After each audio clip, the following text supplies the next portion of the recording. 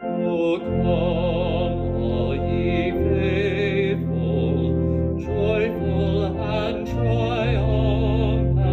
O come ye to Bethlehem. Come and behold him, born the King of angels. O come, let us adore him. O come, let us adore him.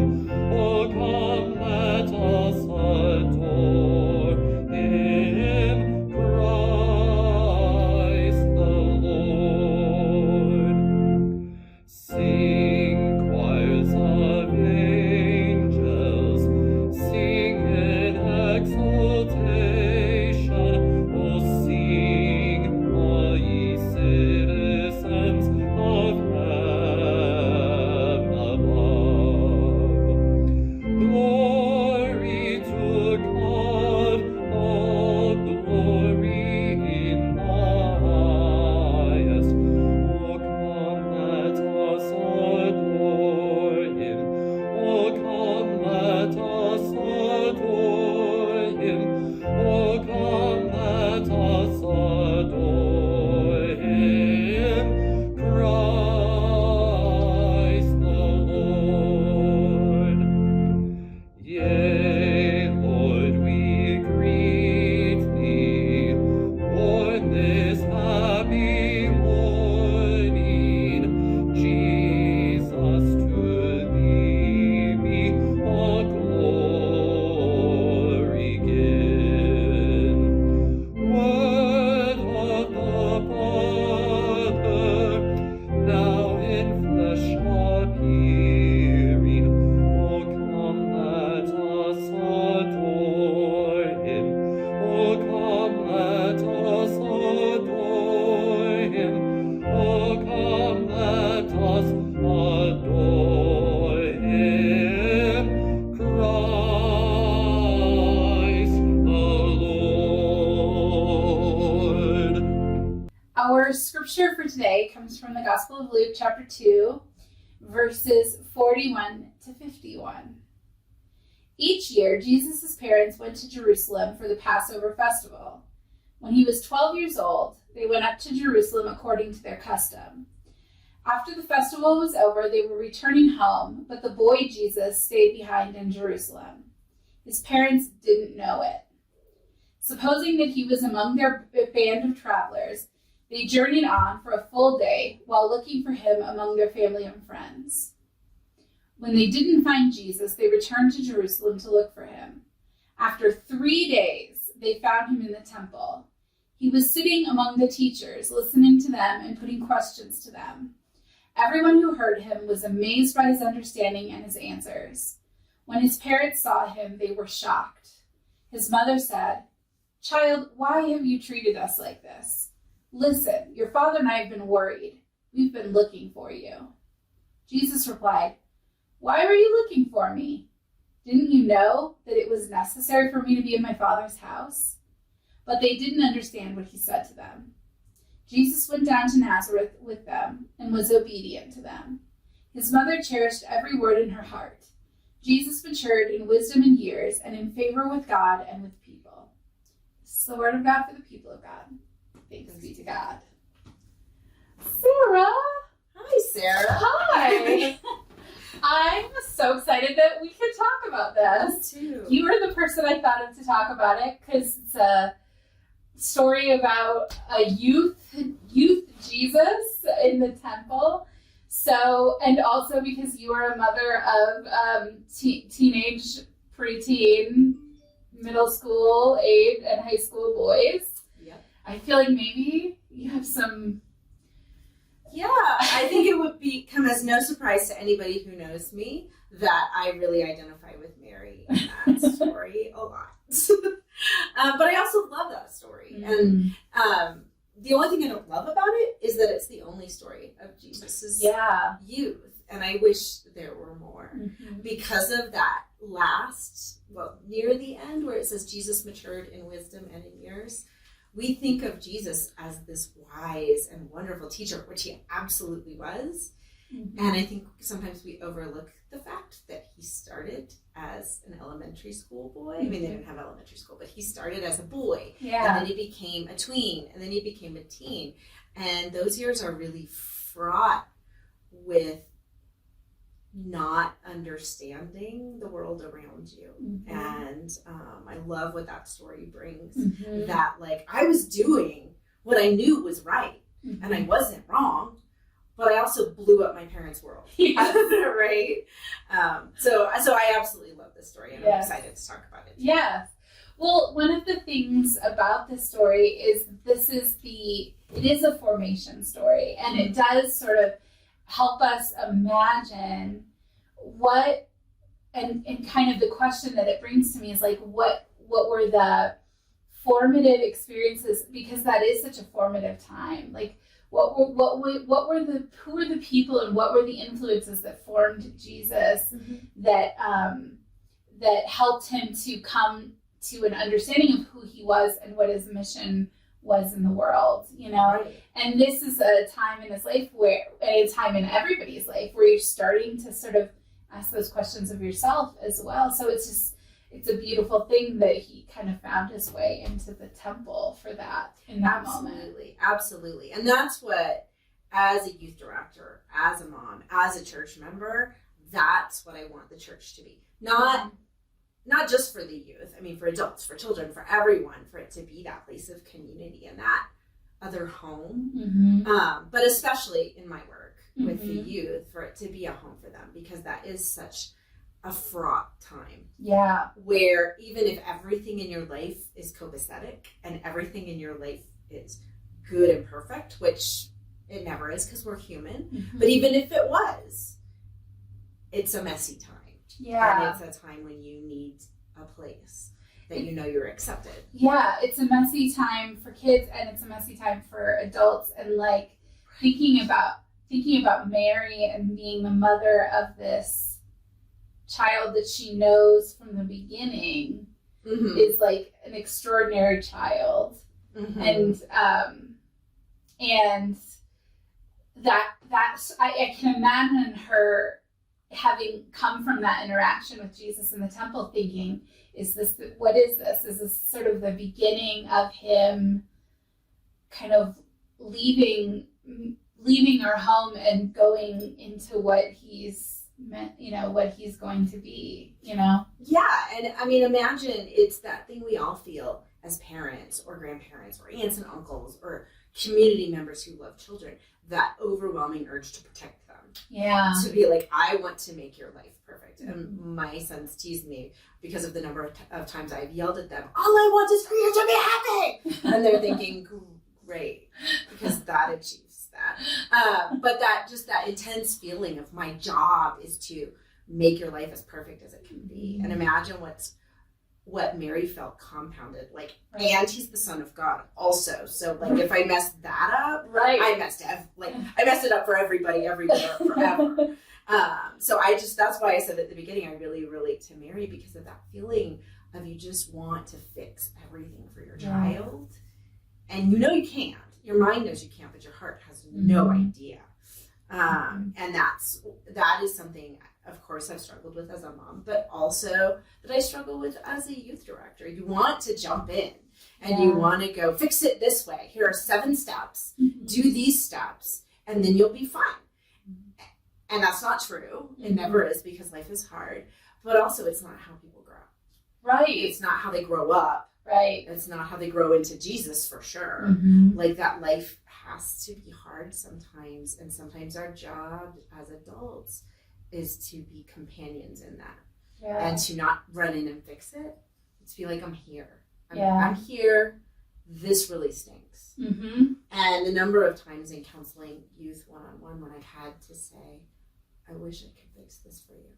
Yeah. I wish I could make it better, but I can't.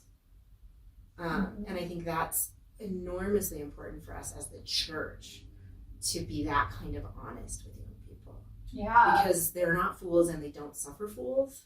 They know when something's not an easy fix. fix. And they'd love an easy fix, just like all of us would. We would love for someone to come in and fix our lives. Right. But they know when that's not realistic. Yeah. And they don't want to hear you say, I'll take care of it, when they know you can't. Mm-hmm. Sometimes they just want to hear, they want to hear from us what they want to hear from God, Mm-hmm. which is, yeah, you should not have done that. Mm-hmm. Still love you. Yeah.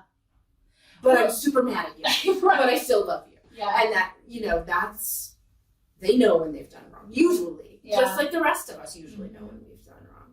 But am I still accepted? Am I still loved? Mm-hmm. Are you still here for me? Well, it's that there's that thing about this story where it seems like, and Jesus says, I'm in my Father's house. Like he calls the temple home, and I think I think for both of us, what we want our youth to feel is at home in the church, and at home in the community of this church. And so I would love to talk a little bit about, as the youth person, as the youth leader, as the children's leader, how you understand that role for the church and for you, and how you try to foster that, like, feeling for the youth of this is a welcome place, this is a safe place, this is a home for you to become who you're going to become. Right. And I don't know that, I know there's not a magic formula for that, but there are some ways that I try to do it that over the years have been effective. And I think part of that is just meeting them where they are and allowing God's house to be the place they need it to be.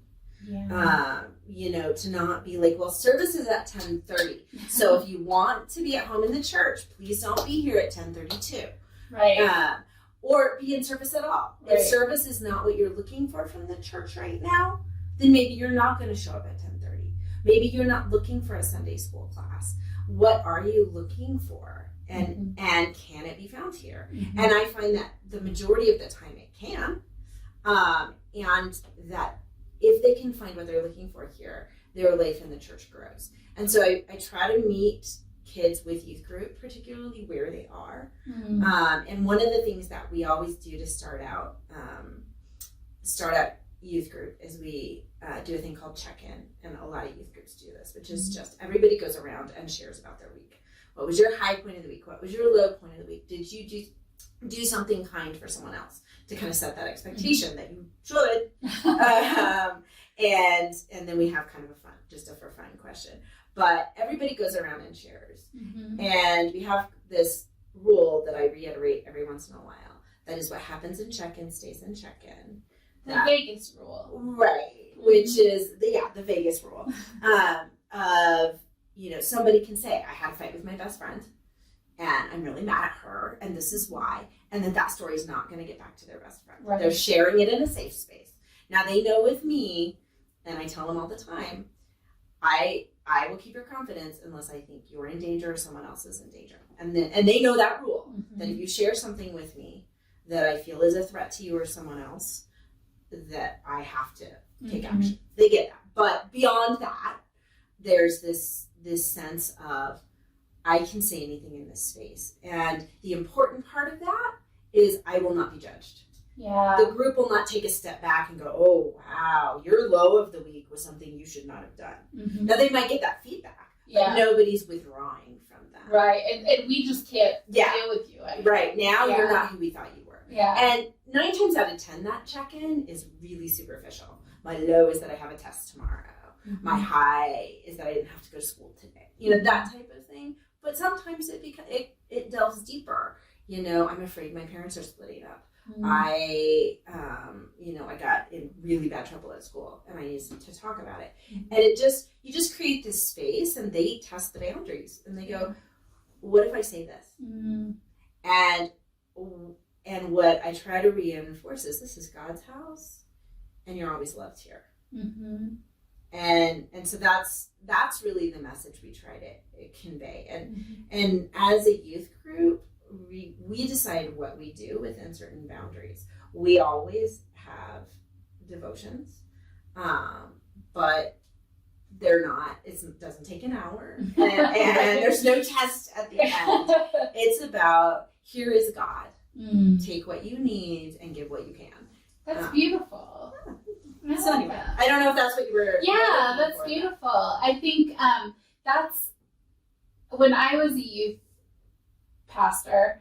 That was, I mean, I remember just wanting them to walk away from every encounter, but really from the whole experience of being in the church as a youth with kind of what I had, which was a deep sense of belonging and of belonging to God and belonging to other people in the way that we belong to each other, and that I was accepted and loved and worthy, and that's what I wanted.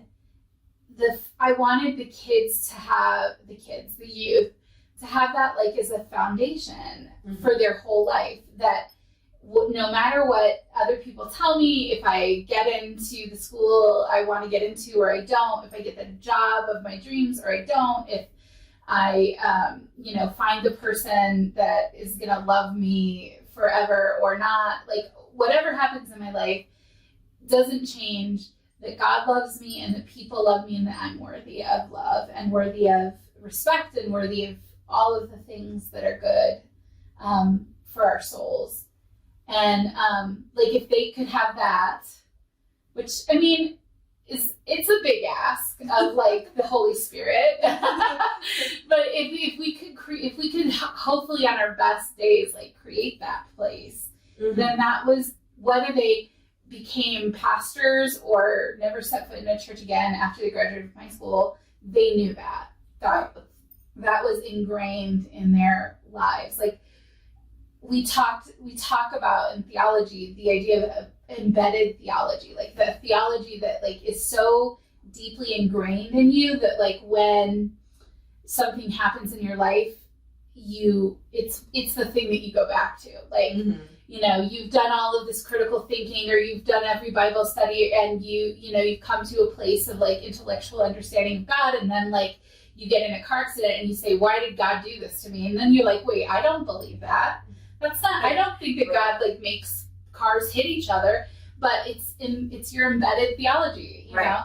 And so that's why youth ministry and children's ministry is so critical to the church, is because we're planting the embedded theology in those people's hearts. And I usually say it in reference to the younger kids, because that's when I think of it, but totally applies in my life to this time I spent in youth group, which is, if this right now, this time we're spending eating pizza and doing our check-in, is the only glimpse you ever got of God, what would that glimpse look like? Oh. And then I kind of think about that and I'm wow, I don't live up to that at all, but who does? Right. But, I joke with, when we bring in a new crowd of 6th graders and there are boys involved, I joke with them, you're my litter of puppies this year, because they're just so playful and boyish, and for them, what they need from God is a place to roll around on the floor and throw balls.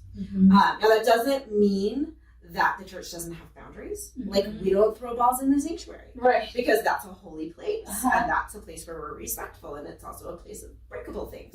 So we have these reasonable boundaries where if you go throw the scatter ball, because scatter ball is a game we play, if you go play it in the sanctuary, Sarah's probably going to yell at you. Doesn't mean Sarah doesn't love you. Doesn't mean Sarah doesn't love scatter ball. It means we don't play in the sanctuary, we play in the fellowship hall. Those type of boundaries, which youth welcome, but the boundary isn't centered around do these things in order to be loved. Yeah. The boundary is, this place deserves respect, and so do you. And where do those things cross?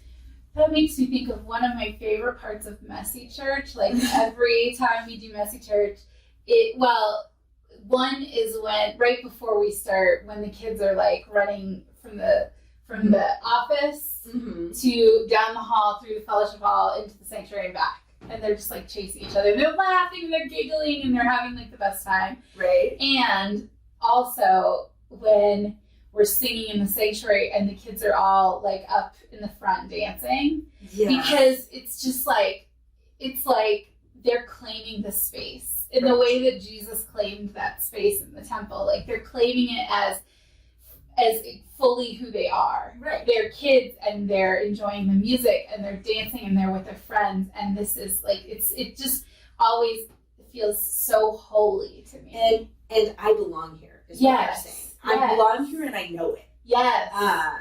And I have so many favorite moments of Messy Church because it's hysterical and fun and silly, but it was like the first or second Messy Church. And it was before we started, and we were in kind of getting ready, and the kids were running around, and they were just running in that big open space, and they were jogging around and giggling. And one of the little girls tripped and fell down, and she caught onto the cloth that was on the altar, and it came down with her. And nothing broke. I mean, it was a total accident and completely innocent. But when all this stuff came crashing down, every parent and every kid went. And turned and looked at you like, this is it. Messy Church is over forever. Like, and you laughed. And like, you could just feel this collective, like, relaxation of belonging, of like, whoops. But this is still our place. Yeah. And we all put it back. We put it back exactly like it was. And then they ran around and started playing again. Yeah. And that was that moment of belonging, of like, okay, I just pushed a boundary. Oh, everybody still loves Everybody's still alive. Well, so one of the things that I think about, one of the crucial components of making a church a home for like kids and youth is the people in the church that are not their parents or their grandparents or their youth director, or their pastor, but the people in the church. Yes. So like, I think that for some people you've used the word intimidating to kind of enter into the youth. Teenagers sometimes intimidating. They can be. Because I so want them to think I'm cool. Oh yeah. I'm not cool. No, neither am I. I'm told. And P.S. they know that. Yes. By the teenager in my house. I'm made to understand. But like, so what is the role of the adults in the church in making this place a home? I am so glad you asked that because I think it's huge, but it's also so much simpler than most people think that it is. And like you, this was a huge part of me growing up. It's a huge part of why I do what I do today. Were the adults in my church growing up. Yeah. But I think it's a really important role, and I have said before, and I'll continue to say it for the rest of my life, that the greatest gift the church ever gave me as a parent was watching other people genuinely love my children, especially because we live far from grandparents, that all of their surrogate grandparents are here, and the people they feel most comfortable with are here. And that's a huge gift to me as a mother. It's a huge gift to them as children. And the same applies for youth. The people in this church are so generous, and they're always asking me, what can we do for these? What can we do? What can we do? And sometimes there are asks, and I go, well, we're really trying to do a fundraiser for this, or we'd really like to have a place to hold this, where I can ask for a thing. And those are great, and I am so blessed to be a youth director in a place where the answer is almost always yes when I ask for something. A few times the trustees have had to be like, but really, the answer is almost always yes. Changing the choir room into a full trampoline park. Yeah, they were not on board at all. But I think in between those big things is just your presence. What I say to people when I don't have an ask, and they go, what can we do for the youth these days? I say, come to youth group. And that's where people kind of go, oh, no, I don't. And almost without fail, I don't think they would want me there. And I can't say enough, that's not true. That's just not true. It's not the cool kid table. Yeah. You know, it's just where we come. Yeah. And if you're new, they might be like, like the new dog at doggy daycare, like, ooh, you smell different. Like, what are you doing here? And it might, you would get some extra attention the first time you showed up. But like, that's how I became the youth director here. eventually Yeah. over years. But John Vogt was the new youth director, and Matt and I were new members. And he was like, I really need some people to help me with youth group. I need some volunteers. And so Matt and I were like, we could do it once or twice. And it was like, what, 17 years later, and I'm still doing it every Sunday. Yeah. You just show up, Mhm. and you just are genuine and accepting of who they are. Mhm. And if you're sitting in a check-in and they drop a bomb and go, I got suspended at school, that's my low, Mhm. you don't go, well, I'm out. Right. I don't want to know people who got suspended at school. Right. You know, you just go, okay. Mhm. You want to talk about why? Nope. Okay. You know, Yeah. it's acceptance. Yeah. That is what the youth want from church. It's what the adults want from church. It's what the children want from It's church. true. Is to know we as a congregation are reflecting God. Yeah. And so when they're asking you, when anyone here is asking you, do you accept me even though this happened? They're asking you, does God accept me even though this happened? So that's what I would say. We have lots of asks, and I'm not shy about asking for them when I need them. But what I would love to see is just come to their space and hang. Yeah. But you know, that's the picture that's painted in the Luke story is like it's been Passover, so the big festival is over. And I mean, this is the temple in Jerusalem. So the place, there have been thousands and thousands and thousands of people, and they're all gone. And it's Jesus is there sitting with the people for whom the temple is their spiritual home and their home, and they're responsible for it, and just talking. They're talking to him. They're listening to his questions and listening to his thoughts and listening to his ideas, and they're hearing stuff that they're like, wow, I can't believe a 12-year-old thinks about this. And that to me is one of the truest parts of the story, because I have had that experience. I'm not sitting with the Son of God Right. in front of me in the form of a 12-year-old boy, but sitting with a 12-year-old boy telling me about his life or what his experience of God or whatever, and being like, wow, you're amazing. And I mean, that's part of the gift, I think, that the youth give us as adults when we get involved, is that we get to see this thing of the Holy Spirit working in these youth in ways that they in some ways are, I don't know if the word is pure, that's not really the word, but you see it so clear because so much of their life they're trying to figure out. Mm-hmm. And they're very in a way that adults don't always sometimes hold back. So we have a lot more defenses that we put out. Yeah. I mean, we just have a lot more practice at needing defenses, unfortunately. Yeah. And it's what I love about working with children and youth as well. If they don't understand something, they'll either give you the blank look that says, that doesn't make any sense. Yeah, that you're speaking nonsense, or they'll say, yeah, I don't know what you're talking about. Mm-hmm. And adults don't always allow for that vulnerability. Yeah. And that I do appreciate that about young people, that vulnerability and that transparency. Yeah. It's so refreshing. Yeah. So come and be part of our youth, Absolutely. Talk to a teenager in your life or in the church, and it's just this is the theme today is like chosen home, and this has always been a place that I feel like I chose, and then I feel like chose me. Yeah. And I think that I hope that's other people's experiences, and I really hope that's the experience for our youth. So. I think it is, and I think they again. I'll ask you guys for whatever I need. I ask the youth. I go, hey guys, we need this carried up the stairs. We need these decorations hung up.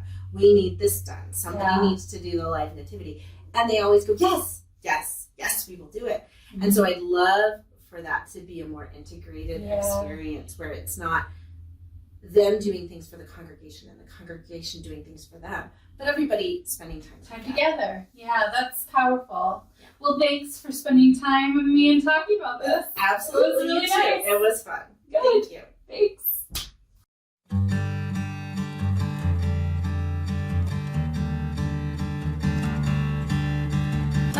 can't describe the way I've been feeling.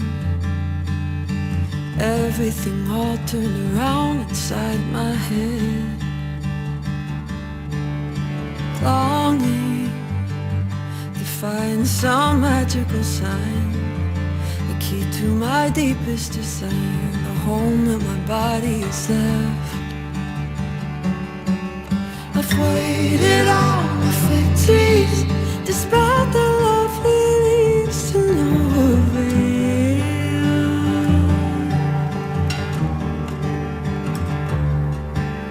I've tried to find my voice like Zachariah, but it comes out weak and pale.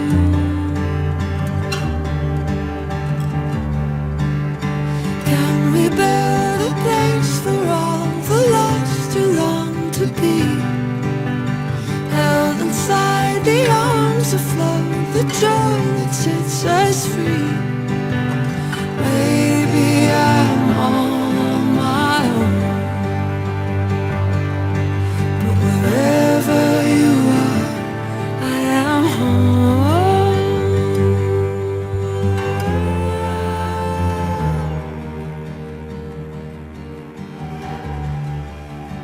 One night, it seems like a lifetime ago, some travelers far from their home searched for a room and a bed. Snow fell against the light of a star. Without any offer or invite, he came to give life to the dead. Can you imagine all the weight of all of the world, yet no one welcomes you in?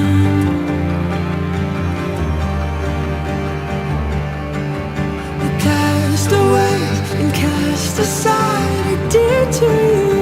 You cherish us just as we came. We can build a place for all the lost who long to be held inside your arms of love, the joy that sets us free. How are we ever alone? Wherever you are, we are home.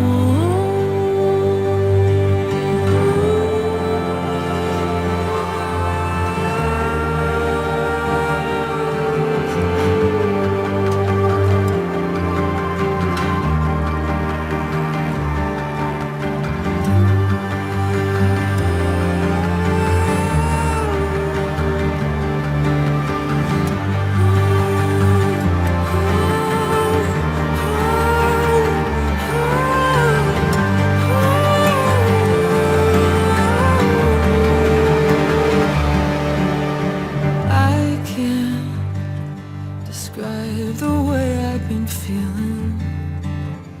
Everything all turned around inside my head.